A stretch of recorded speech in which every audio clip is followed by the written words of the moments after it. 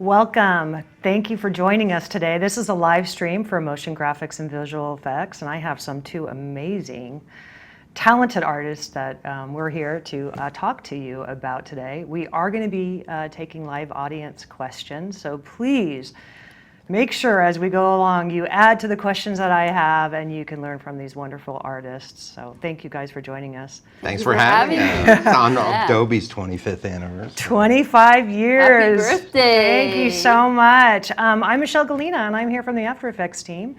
And I'm here with Robin Haddo, who is an amazing motion design graphic artist. Thank you. Robin is a freelance motion designer and based in Vancouver. That's right. She has a background in branding, in-game cinematics, game trailers, and innovative idea exploration for next-generation tech. Her focus is now on fantasy, futuristic, It's a mouthful. FUI design. That's right. For screen graphics and holograms, and her work can be seen in film and TV from the Marvel and DC universes, as well as on Fox, CW, NBC, CBS, and TNT networks. That's a mouthful, isn't it? It It's a lot of letters. Robin, thank you so much. You know, I just want to show a little bit about your work, show your work so people can get an idea at how amazingly talented you are. Thank you. Let me just go ahead and just play your reel.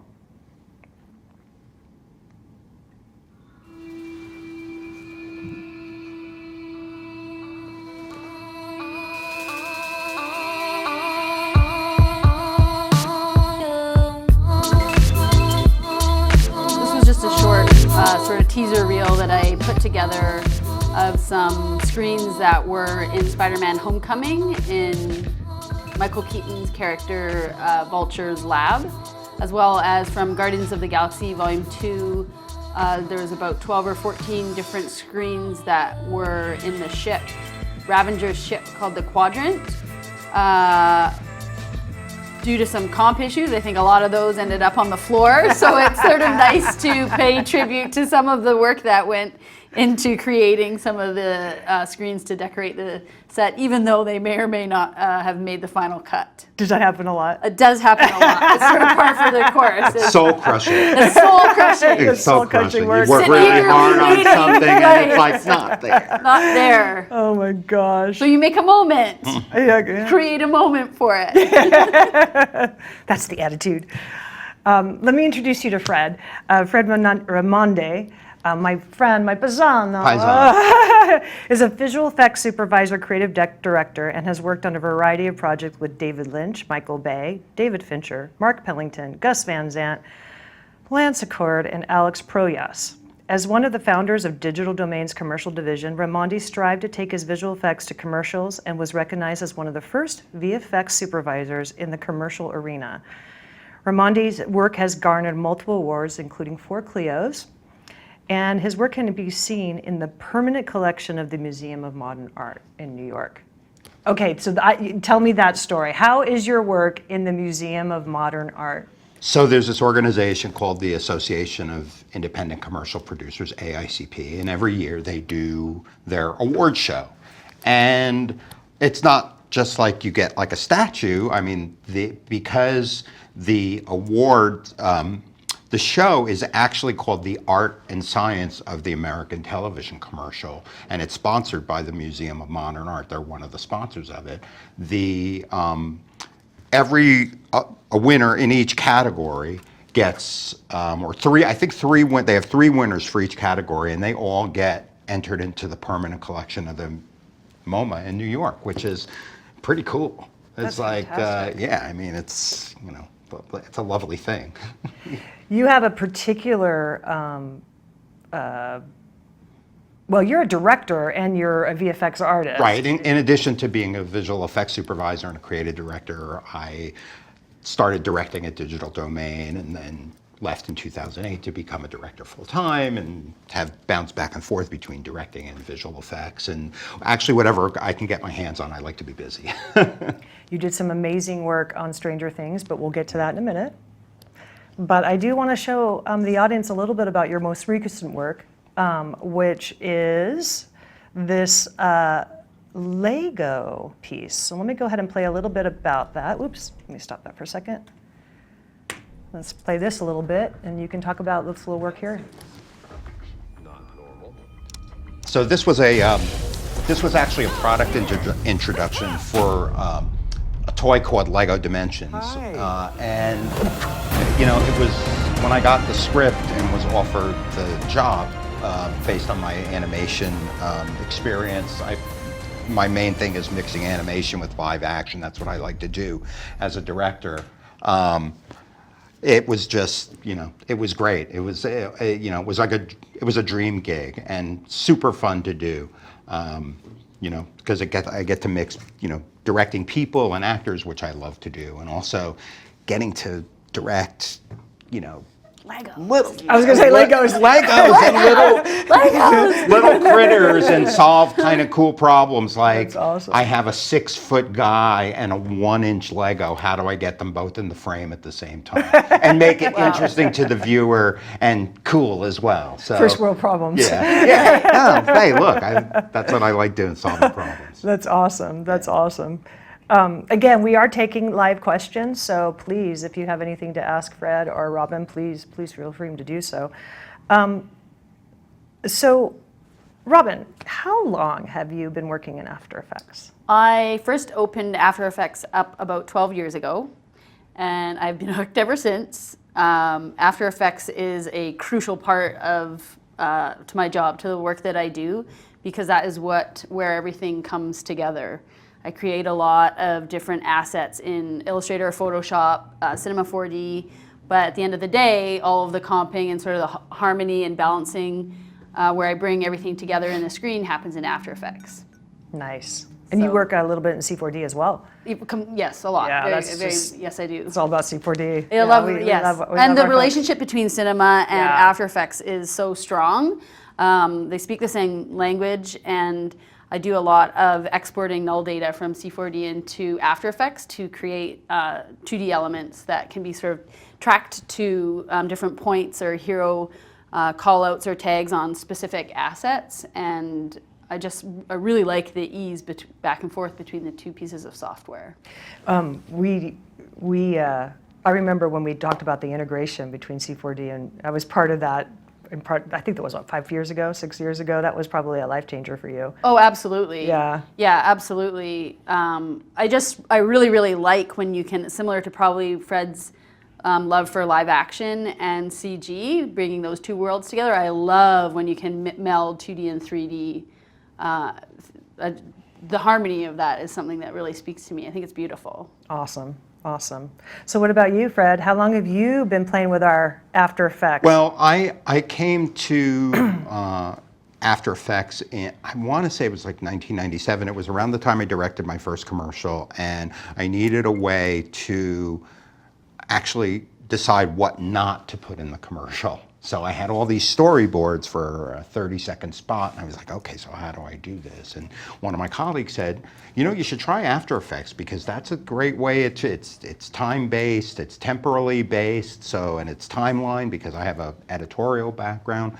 And so that's kind of where I started, and then I went, oh, I can take this one step further. You mean they don't just have to be pushes in the storyboard. I can fly things around. I can cut characters out and move them around so that, in a commercial, when you're doing a commercial, everything has to be done, we do something called a second by second. So the clients want to know what's going to happen in every second of that commercial. So for me to be able to do an animated animatic, which, at the time, nobody was doing. But for me, it was a great thing to be able to just suss out and say, okay, don't need that shot, don't need that shot, don't need that shot, don't need that shot. And then the other plus of it was I was working on a job, and I had to solve this time-based thing where I had to I had to replace a head on someone, and I didn't really want to work the weekend, so I took the files home on a hard drive, and I said, I'm going to do an experiment and see if I can actually, and son of a gun, and now granted, this was standard def video, but I was like, this is awesome, I can work at home, it's terrific. Flexibility. Yeah. Yeah. So, yeah, it was great. I was talking to one of the original creators of After Effects, still works for Adobe. That's awesome. Yeah, he's dear man, and he's incredibly creative and brilliant at the same time. And he talked about that when they first created After Effects 25 years ago, they didn't know that their competition was who it was. Right, right, exactly.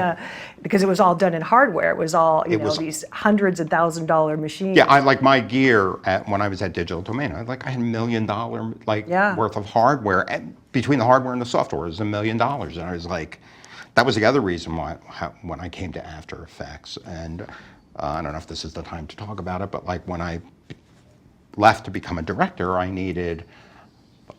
got some visual effects work to do, and I had nothing to composite with at home. So I started looking around, and I was like starting to panic, and I started to look around, and I tried, all the other alternatives were really expensive, and for a freelancer, that's a big, that's tough, and I mean, and that's, to me, like, that's one of the things that's most attractive about After Effects. It does everything, and it's, it's so affordable to have this whole suite of tools at your disposal. And so then I've been using, that's my Swiss Army knife since then, yeah.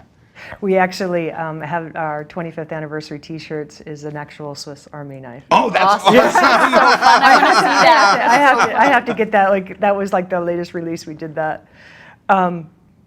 You worked on a piece that I'm kind of blindsiding Fred here. He didn't know I was actually going to do this, so he on his, I'm going to apologize on his behalf that I actually am playing a low-res version of this particular commercial because he didn't know I needed the high res.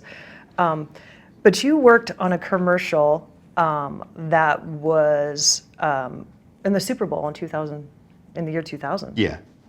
And it's called the Levi commercial, in which you won a Clio for. Yeah, it's called Levi's Invisible Man. Yes, and I'm dating myself here, but this particular commercial really did change VFX in a way that I would like you to tell the audience about. So I'm going to go ahead and play this commercial so you guys can know, and then we'll have Fred talk about it.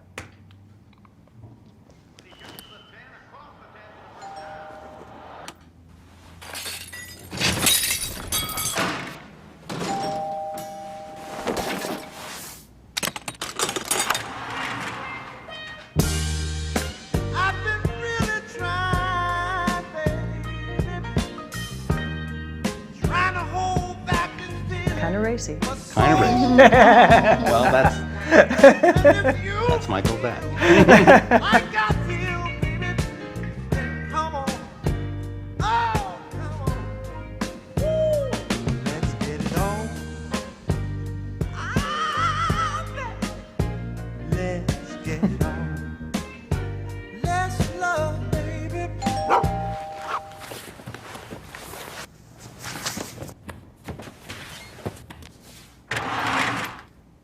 Mom. Such a really, really So great. cool. Yeah, It is really fun. cool. It's really cute spot. So, way back in my earlier days, I always, wanted to be in commercials, and that particular commercial for me was like, this is why I wanted to do what I did. This is how you make a product be the hero of a particuar commercial. Oh, that's So, awesome. Yeah, I mean, That's it's great to hear. It's very admirable to just sit in front of you going, oh my gosh, that's the commercial. I'm talking to the guy who created that That's so commercial. funny, yeah. How have you seen VFX evolve in these past few years, or years? Well, I've been doing it for a really long time, like since the mid '80s. So my the very first TV show that I did visual effects on was when The Twilight Zone came back to television, and I want to say it was like 1984 and 1985, and forget it. Anything done in software, there was nothing. I mean, I don't even think Photoshop was alive yet. And so we were doing things all analog. We were using 1-inch tape machines and production switchers to do the layering on shows like that. And then the show I did after that was I did the first season of Star Trek Next Generation.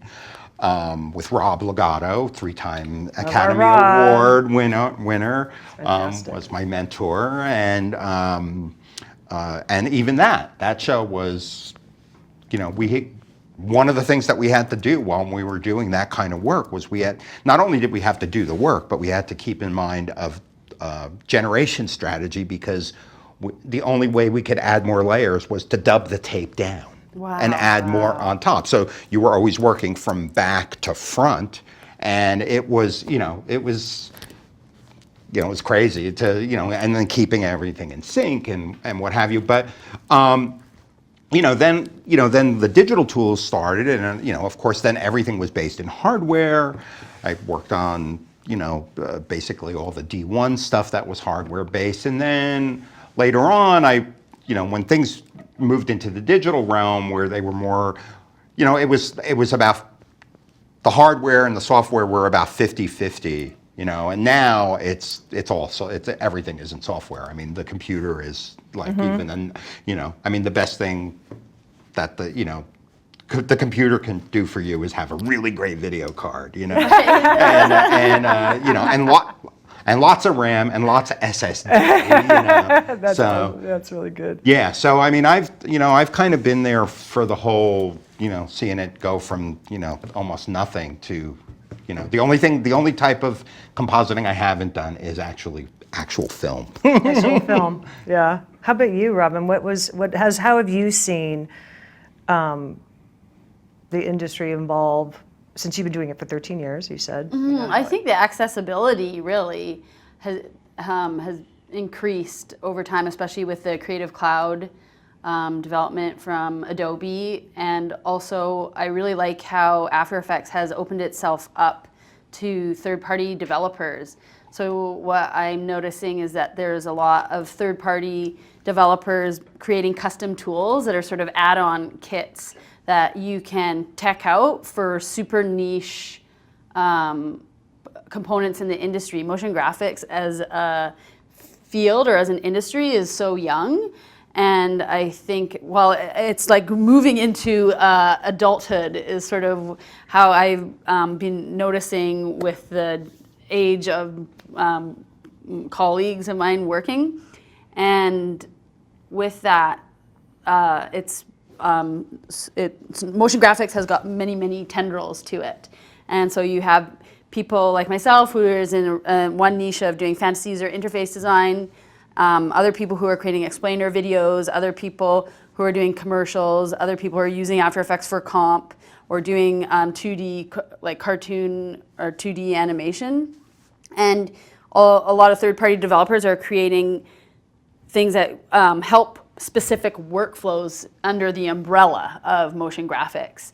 And so if I, for example, open up my version of After Effects compared to somebody who specializes in explainer videos, our panels would look very, very different, which is huge, because I don't need half of the things that those artists would use, and they wouldn't even look at some of the tools that I'm relying on part of my everyday workflow. I think also in the most current rollout, but the one back, they opened up accessibility to create nulls from paths and vice versa, so you can lock on at your own assets and get access to that data. And so I really like how it is a robust engine that you can customize to your own personal workflow. We just released the new version. Yeah, woohoo! I haven't updated yet. Well, it's so funny, as I think you both could relate to this, I'm sure, as most of the audience can. Is like when you're in the middle of a project, no one wants. Don't touch it. Never touch it. change Don't mid-boat. touch it. But we have a new feature in After Effects called Master Properties. You mentioned that when we just sat down, and I was like, "Oh, do go on." Do go on. In a very streamlined way, we basically eliminate the need to do a lot of pre-comping. So you can actually take the properties that you want to make your master properties, or the things that you want to have access to are readily available per comp. So it basically eliminates the need to pre-comp or do nested comps with I'm not explaining it very well. But basically, it's kind of the things that you iterate over and over and over again, comp, that's Streamlined steps. It streamlines the entire step. The entire Wow. process. So it's been something that we've been working on. It's actually going to change the way people work. Wow. That's So awesome. That's exciting. yeah, it's really, really great. We also have an advanced puppet engine if you do any sort of, or we have an original. Oh, I love the puppet tool. It's like saved my butt so many Does times. it? Oh my God, that's how I did the squirrel Twitter in Stranger Things. Was all puppet tool. Oh my gosh! Oh, so tell us fun. about that. Let's fun. talk about that. So, Fred worked on Stranger Things. I was an in-house compositor for Stranger Things. Yeah. I worked directly with Paul Graff and Zena, who were the visual effects supervisor. I was the associate visual effects supervisor on the show. I worked in the LA office while he was on set in Atlanta. So Yeah. it was really fun. I'm so blessed. Like another dream gig, So, but yeah, I mean, the puppet tool. Like there was one shot where the 11 hurls a squirrel against the tree, and I guess she's going to use it as food or whatever. And after it fell to the ground, it just kind of like laid there like a lox, and the Duffers were like, boy, we really like it to have some kind of, motion or something like a death twitch or something. And I was like, oh boy, give me that. So they handed it over to me, and I essentially took all I had was the frame from the shot. I had no CG, no CG squirrel or anything, and I just basically took apart the squirrel, and I kind of like did like a little twitchy death animation on it, and it was all puppet tool. It was all, and I like to animate as well. So that was another thing. Like 11, like when Hopper literally throws the book at 11. That was all end to end, Cinema 4D and After Effects. I mean, Fantastic. I modeled and rendered the book in Cinema 4D, animated it, and then comped it all in After Effects. So, it's just like doing end-to-end stuff like that. For me, that's what I love to do. It's, where, Yeah. I do the whole shot from beginning to end, That's awesome. So we just added this. We still have the classic puppet tool, but we also added what the advanced puppet tool is. So we originally had the puppet tool in After Effects, and then it went into Photoshop and Illustrator, kind of like evolved throughout the Adobe tools. Right. But we never really updated the classic until now. So now we have improved meshing you can add a lot more points, anchor points, or points throughout. So you actually have a lot more flexibility. So we kept the classic so as not to break anything that you Right. just did. But you'll be able to use the advanced puppet that's tool cool. to actually That's cool. really I gotta do have to some look at it. advanced. There's It's pretty gotta be a cool. tutorial It's pretty out there. cool. How have you seen, so After Effects just in general has been kind of like the de facto tool. I mean, people build their entire careers on After Effects. And Totally. Exactly. Yes, Fred. I mean, Thanks. it is. And I you know, look at your work, and I don't have I'm just like agog. I'm like, I wouldn't even know where to start. It's just Thank you very much. It's so different than what we do, but it's like cool as hell. Thank you very much. Yeah, After Effects, that's where it all comes together. And like I was mentioning, some of the third-party developers, the ease in which now, like Illustrator with Overlord, I just was researching, or I just purchased and have been playing with the way that Illustrator assimilates into After Effects now with automatically becoming your custom shape layers is just a lifesaver. It's it's really it's eliminated the step to go in through and layer by layer create shape layer, and anything that you can do to streamline your process saves time. So therefore, is something that I'm like curious or I'm interested about. So the master properties is something I'm going to definitely be looking into when I go home. Yeah, awesome. We're excited to see what people really think about it because I was going to tell you a story. Oh, I'm just Do gonna it. So, so we have beta testers, pre-release testers, and when we actually showed them master properties, when we were actually saying that, basically leads need tons of pre-comping. One of our pre-release testers that his wife got mad at him because he actually spit wine on his screen. He was so excited. He was so excited. He's like, "Are you kidding me?" So it's very, very exciting. let's segue a little bit because futuristic UI design. Okay, FUI. Right. We talked about the three. It's fantasy UI design, futuristic UI design, or what was the other one? Futuristic, fantasy. Oh gosh, I can't remember. either We of came those. up with another one. Fantasy, futuristic, fictional. Fictional. Thank you. Interface. So I want to segue into that because so many of the movies, especially the summer blockbusters, the Avengers being It's one of them, everywhere. It's everywhere. It's just getting more and more and more. Yeah. So for those of you at home don't know what it is, I'm going to go ahead and play a little bit of Robin's reel on this particular topic for you to get a visual, and then she's going to help us talk about how she approaches this type of work. Sure. By the way, please do ask questions of our guests because they are here to help you get the answers to your burning questions. Let's do this and play this one.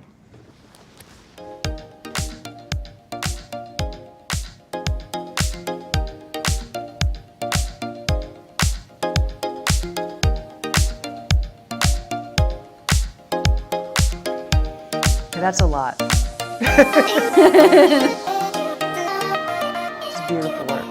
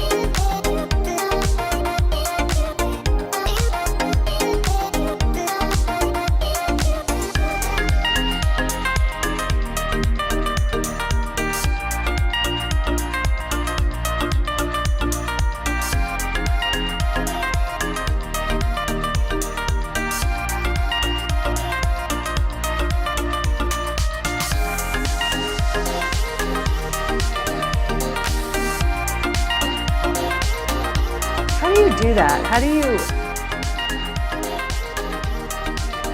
So this was a compilation of about 3 or 4, maybe 5 different shows that I worked on from maybe 2014 to 2016, that sort of time, couple of years. And I was a part of the Flash CW series, Arrow, Legends of Tomorrow. I saw some Wayward Pines in there. And essentially, the purpose of screen graphics are to help tell the story, and they're just assisting the actors and the script to move the story forward. So a lot of the work that I do is for actual playback, where you are given the script and going through the scenes and interpreting the script into a visual. So, and then the technical side of that is to prepare it so that it can be played back on set for the actors to interact with the graphics on in an environmental arena or on a tablet, on the phone, on a computer screen, or even in like a custom, all the sort of fun stuff that happens in the Marvel universe or the superhero things. They have custom tech, so you have like a gadget or a device rather that is also made up, and it has the FUI that the actor interacts with in order to move the story forward, or it can also just serve as dressing for the set or a prop in the scene.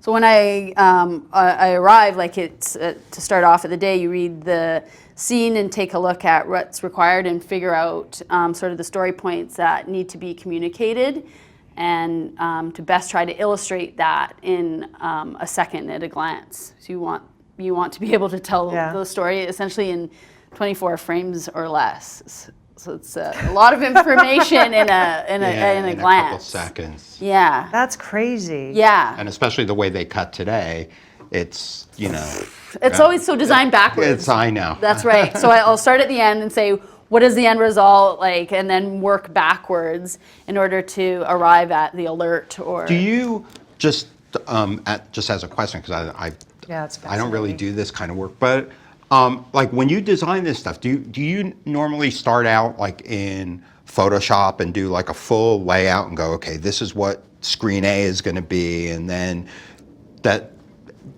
just move from then say, okay, once I have what it's going to look like still, Right, and I got an yes. approval from the client, then I Yes. can move around and start animating it. Is that how That's a you? good Is that question, how you work? Fred. You know what? Unfortunately, like the timeline is a little bit shorter than that, and like the approval process just happens with somebody walking by and it's over your shoulder. So it's like it's not always the same in every different scenario. I would say sometimes I would love to do that, and my sort of whiteboard program that I use for all that is Illustrator, because I go beyond the artboard and sort Right. of just have copies of ideas or iterate, and then can go back to one central spot to focus. But I also don't have the luxury of all that time. So in the background, I'll be working in cinema and designing an asset that is needed, or will have received one from art or production, one of the houses that you are affiliated with, for example, and styling that out, getting a wireframe or rendering it, or There's a lot going on in at the same time. frame. That's very Exactly. right. Like Yeah. I'm going. If I had to animate every one of those little, That's how I think. Well, this is why the master Scary. properties is sort of calling to my ear again, because a lot of that too is I'll just render out a simple turntable. Right. So there's 2 keyframes, Right. and it's 360, and that's So you all. could just lose Then I'm and thinking, lose. and then I'll remap it in After Effects and do push in like scale and position moves on top of the hold frames. And then with master properties, I can take that and apply it to many elements. That's exactly right. That's So exactly right. That's exciting, because I just actually, before I came here, was like working on 8 at the exact same time. So I was going back and forth, and anything again like to streamline sort of the repetitive Sure. tasks is a That's big exactly deal. right. I'm going to buy time in that way.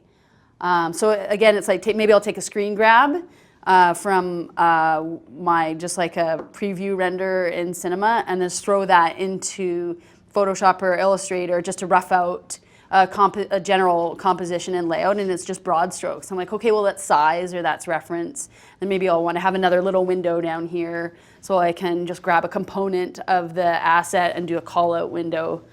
And it's just working, it's like an iterative process where I'll go back and then go to pay attention to some of the detail, like adding some of the 2D tags on my 3D asset. You know, when I was looking at these particular screens, I mean, there's so much going on. And I've seen simple screens, like simple, this to me as I judge, but like, I was thinking of Avatar, the Avatar screens were fairly simple, but these are Beautiful. super simple, but yet beautiful, but these are beautiful and very complex. How long does it take for you to do a shot like this?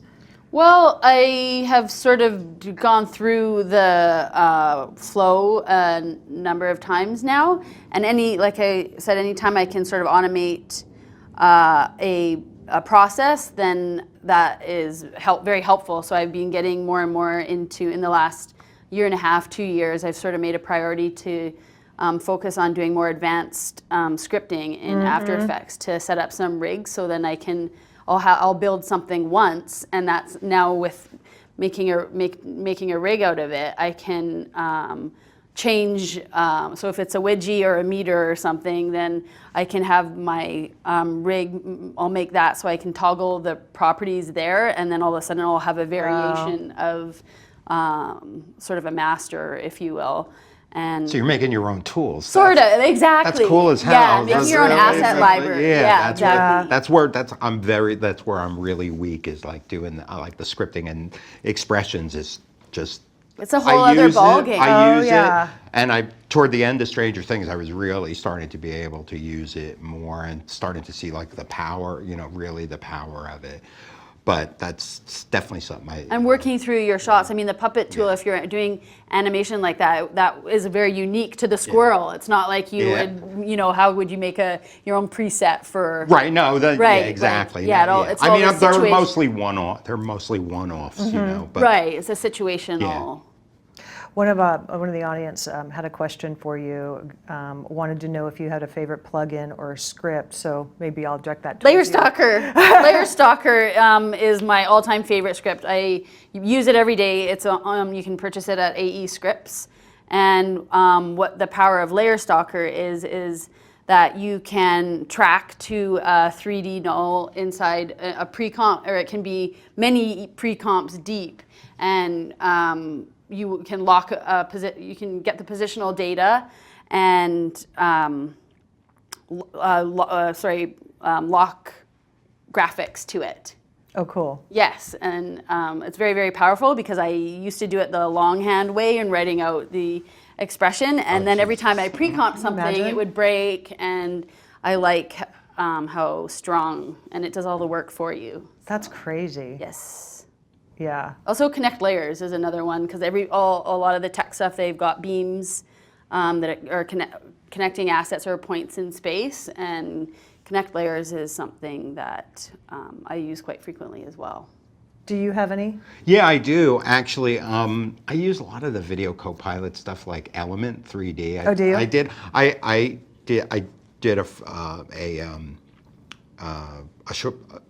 did the visual effects for a short film, and they wanted an opening shot of a city, and I did the whole thing in Element, and it was like a whole moving, establisher for a city with smoke, and then I put smoke and particles. And the other one that I love is my favorite CG toy is particular. I love particle effects. I just like the So pretty. They're They're so, just so yeah, pretty. I know. It's almost Organic, like, well, let's do this or let's do. It's great. And then the other one is I use the projection, the one that's on AE Scripts. I use that a lot because I have to do projections all the time. So especially when I'm doing like fixes, or we have to put something on a wall or something that's far away, or it becomes really handy. In Stranger Things, there's a lot of opportunity for particles. Yeah, well, that's the thing is though, the only place that I actually did a particle effect, like the spores were all done by vendors. That was because there were so many shots. That's like a whole animal. No, that was like a So, whole. I sure. think this like one vendor had a whole department that was doing nothing but that, because there'd be like a scene where they're in a cave, and it's like it's 50 shots that need spores locked to the camera. That's a lot of work. And then they would do like really cool stuff, like when they stuff that. Like when they had the flamethrower, like you would see the spores like get affected by the heat. Like it was really cool. But I did this one shot where Hopper, the first time he sees the rotten pumpkins, he takes a tarp off the back of this truck, and like 1,000 flies come out. And Paul, the visual effects supervisor, I was like, give me a shot. Let me try to do that as particles, and I did the whole thing in particular, Cool. and it came out great. I mean, it's like you complete, and I had like out of focus ones in the foreground and out of focus ones in the background. It was like really, really fun stuff. Before I forget, I just wanted to make sure that our Stranger Things panel was actually live streamed yesterday. So that's on Sunday, April 8th. So it is on the After Effects Facebook page. So if you guys want to revert back to that and see what Fred is talking about, as well as Che, and what the work that they did, Crazy Horse Effects. Yeah. My favorite quote from Paul was, "My name is Paul Graff. I speak English, German, and After Effects." And I think in many ways After Effects is his first language. Amazing. He's always been a wonderful, wonderful advocate for us, and I just enjoy seeing Well, it's his cool. work. Like working. I got the gig on Stranger Things because I had After Effects chops, and he, getting to work with him, seeing how he worked with it is like, that's the beautiful thing about what we do is you can line up 10 people and 10 people will use 10 different approaches to get to the same effect. But, Result, yeah. and you can learn so much by watching these, how other people work and set up their stuff. So learning is juice for me. It's like if I like to learn every day, if I'm not learning something every day. So working with Paul was great. I just got so much. That's a really, so many of our users, I don't know if I'm just going to share a little tidbit behind the Adobe curtain a little bit, but so many of our users in After Effects have been using it. I think it's like 60% of After Effects users have been using it for less than 3 years. Really? That's awesome. Yeah. Wow. It's a Wild. really, really high number of people getting into After Effects because it is a standard and it's the barrier to entry is very low. Michelle, I'm curious, did that spike with the release of the Creative Cloud? The subscription model? No. Yes, I guess I'd have to say yes. Around the same time, Yeah, 3 years? So, well, I try to talk to our users, every year, every 2 years, kind of find out where their needs are and trying to get where they're going and what they're learning and how they're approaching After Effects. And we have a huge initiative this year to make After Effects more accessible. Outside of this room, because we're all video people, but the people who are just getting into video, especially with the proliferation of video as a whole, people are doing it more and more. YouTube has really helped with that. They want to actually do something that's truly unique and make something stand out. And After Effects is a known standard. And so they're trying it, but when you open up the After Effects, they go, oh, and they go away. It's a little daunting. It's a little daunting. And so we're trying to close that gap this year. We're really, really focused as a team. The After Effects team is really focused on making it more accessible and more approachable and helping them get started. So I want to talk a little bit about that. You said Paul Graff was one of your mentors. You have a storied history in After Effects and motion and visual effects. What advice would you give to someone who's just trying to get started in this field? Well, someone getting started in the field, I actually have very simple advice. Good. And the difference between the successful person and the person that's not successful is that the person that is successful, when they get knocked down, they get back up and try again. And unfortunately, I'm hard-headed, and that's me. I will to the death. I mean, I actually sometimes will say, who's stronger, me or you? It's like, you're just a bunch of wires and numbers, and I'm a human being. So, and then the other thing is, I'm like, learn everything you can. You need to know. I mean, I think if a person that's getting into, and there's like a ton of different sub-levels in what we do. So, I mean, the first place is photography. It's never been easier to be a photographer now and learn how a lens affects a different shot, what the difference between an 18 and a 24 and a 100 millimeter lens will make a shot different. And learn a camera tracker. If you learn a camera tracker and you know After Effects, man, you can stick anything to anything in a scene and you are golden. Wow. Yeah. Those are my two main things. I would say, like, you got to learn. I mean, I don't care what camera tracker is out there. I mean, look, the camera tracker in After Effects is terrific, but fantastic. Sometimes like on Stranger Things, I had this like 900 frame behemoth of a shot where the camera was looking, this way, then it was looking this way, then it was looking this way, then it was looking this way, and to track it was just, I mean, it literally took me about 2 weeks to track the shot before I got it like completely bulletproof. But those tracking clips are amazing. You need to, I mean, the power of that, if you're going to be a compositor, man, it is just. So learning tracking, learning the camera tracking. Yeah, and then Yeah, knowing that's the good. difference between when you can get away with a 2D track versus a camera track. That's really And good. it's like that kind of stuff. And, you know, but I find a mentor, you know. And the other thing, and look, I mean, I've been doing this a really long time. And the one thing that I love about the Adobe universe is that there is somebody out there that knows the answer. Always. That is So true. when Always. I need, like I had to do a sequence in Stranger Things, a bunch of like screen write-ons of computers that were only available in like the early 80s. So not only did I have to find the font, then I had to find out how they wrote on. And there was somebody out there that wrote a tutorial on how to do text write-ons, and you know, and then once I learned how to do that, then the rest was just you know, it was all, you know, the sizzle on the steak. Like, well, I'll make them strobe like the old Yeah. computers did, and I'll put, you know, reflect the background back in the screen, and like all that stuff. So that's, you know, there's somebody out there always knows knows the the answer. answer. It's a wonderful thing, you know, like when you're, because the other thing for me is like, I don't like to reinvent the wheel. You know, if somebody else has figured out how to do it, why should I, you know, not why should I mean, I love discovery. That's Right. the juice for me. But, you know, to get the basic of, you know, how to do something like that is just it's a wonderful thing. Yeah. There's so many tutorials out there. There is. Most people say Andrew.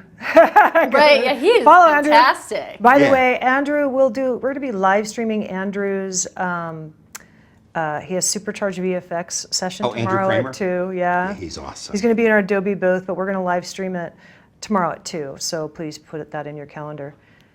What about you? I was just gonna say, tailing on what Fred said, like get involved to the community. It's so one of the most supportive places that I've ever been involved in, and just like Fred was saying, like there's an answer for Yeah. everything. Somebody has always been through the same sort of hoop or is looking for the same thing that you are. And I find that just to also give back to the community is so rewarding, and just to be involved, like, you know, to get in. And there was a fantastic beer house meetup last night, and, you know, in the space, people would just bump into each other and turn around and be like, hey, like, where are you from? That's What are you awesome. into? You know what? And that I was the find whole that- night. I find that with the After Effects community in particular, so they're amazing. So when I first joined the After Effects team, I've been on After Effects, doing marketing for After Effects for about 6 years. And when I first joined the team, I chose After Effects because it was hard, and I wanted to figure it out. I knew how to do. I did marketing for NLEs for 20 years, and I wanted to do something harder, like a challenging. So I went on the After Effects team, and my colleague said to me once, and you might relate to this. He goes, you know, After Effects is like a biker gang. You kind of have to fight your way in, but once you're in, you're in. And I thought that was such a cool analogy. Yes, I mean, I find like it's also for people that are looking to get in the industry, people that are already working in the field are so excited to share and tell their story, or how they got to whatever they're doing or what sort of niche they're in. And also, I think it's so important to just make yourself visible in a way, because particularly like in the screen graphics world, I didn't even know that was a career option or a career path, or that yeah. it was a job when I first started looking into it and figuring, what is this? Like, hey, this is cool. That is cool. And it's seeing the work of others who have put themselves out there that I was like, oh, I love that, or that's beautiful. Like, who is this person? What are they about? What are they into? Like, just to, I guess, yeah, put yourself visible and put yourself out there, then other people can see, like, oh, I can do that sort of work too, or that actually is a thing. Do you have like your portfolio like on Behance, Adobe Behance, or how do you share your work? I'm on Squarespace. Squarespace, okay. Yes, Me too. That's I have what my used. Oh, Squarespace, okay. But I do That's good have. to know. I actually have a couple of. I have a couple of breakdowns on Behance. cool. Actually one of the. I have the GMC spot, the one Okay, with the good, flying good, good. robots. Yeah. Is the breakdown, and it has all the the preliminary designs and stuff. It was like that's when I cool. joined Behance pre-Adobe, and I was like, oh well, this is cool. I'm going to put my whole thing. My That's whole, awesome. thing Makes it really there. easy to No, well, it's share. cool, and then colleagues. That's what other artists. I like. That's Yeah. the meat. Yeah, that's like Your other product. colleagues can go Yeah. and look at it and Yeah. go, oh, that's how they got from there to there. That's really Yeah, cool. how cool. Yeah, I mean, and you don't, unless you're like a savant, you don't, Right. most people don't make that kind of jump. And it's Right. like, look, it's the best thing about my career is that I've been surrounded by people that are like way smarter than me. Right, And I've been that's able to watch how they work, which is a wonderful thing. So that's how you learn. That's from right. others. That's how you get good. That's yeah. right. So I have a question I wanted to ask you, and we all share stories. I'm fortunate to actually be able to talk to customers that are actually using the software on a regular basis. And there is one thing that I find most people or most After Effects users have a story that would just make you laugh but also make you cry at the same time. And that's when the sheep sound plays. The dreaded sheep. No. So fun and let's just have a little fun with it. But I want us to tell you a story. What happened when you heard The that dreaded sheep. It By the always way, happens at like the wee hour. the wee hours of midnight the hour. morning. Our product manager said that one day she had she falls asleep to storybooks, like she listens to audiobooks, and there was a sheep sound in the audiobook, and it woke her up in a panic. What happened? She goes, What? oh wait, no, What? it's just my audiobook. By the way, do you know where that sheep sound comes from? No, they're like You know where the story No. of where. Okay, so I'm going to tell you. So it started with 1.0. I mean, one of the engineers' mother did an incredible impression of a sheep. So that is one of our engineers' mother That's her. Out. doing the sheep sound. So Get funny. out. Funny. That's so real. Yeah. So tell me a funny story when Well, you had I can speak to that because Okay. it's sort of one that's like the PTSD. There's a layer where it sort of jerks you into, oh God, what's going on? And it was, there's a huge set on a show where it was largely comprised of 60 and 80 foot monitors on rolling stands, and it was a screening room that showed like a person's memories. And so they were plugging or scrubbing through footage of a person's lifetime of memories, and they were in a coma. And Okay. so the content is all video edits, Sure. like a series of edits that were heavily treated with the sort of, if you can imagine, a camera lens when you're going into like white space, like that sort of blooming in this ethereal environment. And that was the set. So that was the main point that is driving or carrying this section of the TV show. And the sheep went out. I think the sheep was going out, and I mean, this is shooting in, it was like an hour and a half or something, and I was like, oh my God, why is this happening? Of course now, there's an hour and a half to camera, you need it. Yeah. Let's go. And something was breaking, and at this time, I blocked it out. I can't remember why that was happening. And I remember, I was like, thank you, dear God, After Effects, because you can save preview from your RAM cache. Yeah. So I could save out what I had cached already and was able to get the sequence out and uploaded in time. But again, like that's the sound of the sheep, and you hear like what happened. And I do know that you can trigger it if you hold down Shift and click in your properties panel. Yeah. So sometimes it freak people out. Just I'll do it as a joke. And people are like, what? I love that about the After Effects team. The actual people that work on the product are quite Hide the playful. Easter eggs. Yeah, they Easter have eggs in Easter the software. eggs, and they're quite playful in their work.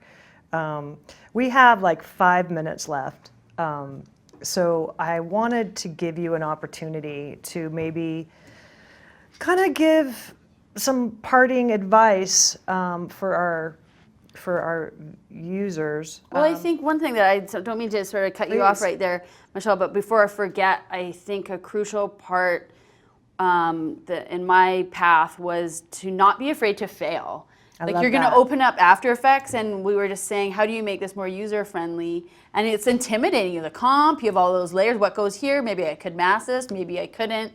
And to just get in there and try and experiment and explore. And something that I always tell people, just so you get rid of that first layer of intimidation, is to find a project on Behance, Right. for example, that looks cool, and try to recreate that yourself. That's good. And That's then advice. as you're working through that, or then you don't have to stress out about an idea of what you're trying to make. You already have the idea, so try to rebuild that on your own. And in that, you learn a process and you learn the tools and how they work. And then through that too, a combination, or you then vary or take a turn and make your own version of what you're then trying to recreate to come up with a unique, your own piece with your own voice. So don't be so hard on yourself. And if it doesn't work, try again tomorrow. Just have fun with it. That's awesome. How about you? Yeah, I would say that kind of the same thing. I mean, the juice is being able to look. I mean, you can't break it. Right, It's like right. So, and what you said about failing is that's the best teacher. I mean, if you don't fail, I mean. Look, when I didn't learn how to draw until I was in my 40s, and when I finally when the teacher was saying, "Oh," I was like, "You mean you don't just do it right the first time?" Right. She was like, "Are you kidding me? You throw away 50 to get one." I was like, "Oh, okay." It's like, and of course I had been doing it for years as a compositor. Sure. Because you come up with this like thing, and it's like you come up against a piece of marble that's like intimidating, and then you just start chipping away, and then before you know, you have David. It's like It's funny that you mentioned that. I love that you both are hovering around the same thing. And you talked about your mentor being Rob Legato. Do you know I interviewed Rob last year? Yeah, right. And he said the exact same thing. He goes, "Don't be afraid to fail." I always think that failure is a prerequisite to success. It's like You the just learn. thing. It's Yeah. like you look at. I would urge anyone who does any kind of anything really to read the book, the David McCullough book about the Wright brothers. I just finished that's it. neat. Cool. Fantastic Yeah. book. Those guys, they only wanted to do one thing, and that was fly. Fly. And they Focus on the goal. they failed hundreds, if not thousands of times. look where we are. And it was so cool to read, and these guys just like never gave up. And it's like that's the thing, it's like I think that is absolutely the perfect advice to end this live stream with. Don't be afraid to fail. Take a chance and explore. and keep don't going. give up. And don't Yeah. give up. Don't give up. Well, thank you so much, you guys, for being thank you here. for It has having been us. such. It's so This fun. hour flew by. Can you believe it's been an hour? No, not at this is all. Awesome. You guys have been such a pleasure, and thank you so much for joining us. And please continue to log into our Facebook pages as we are going to be live streaming all day, every day. Tomorrow's our audio audition panel that we would love you to join us. But again, all throughout the week, we are going to be streaming live from NAB. So please tune in, and thank you for joining us.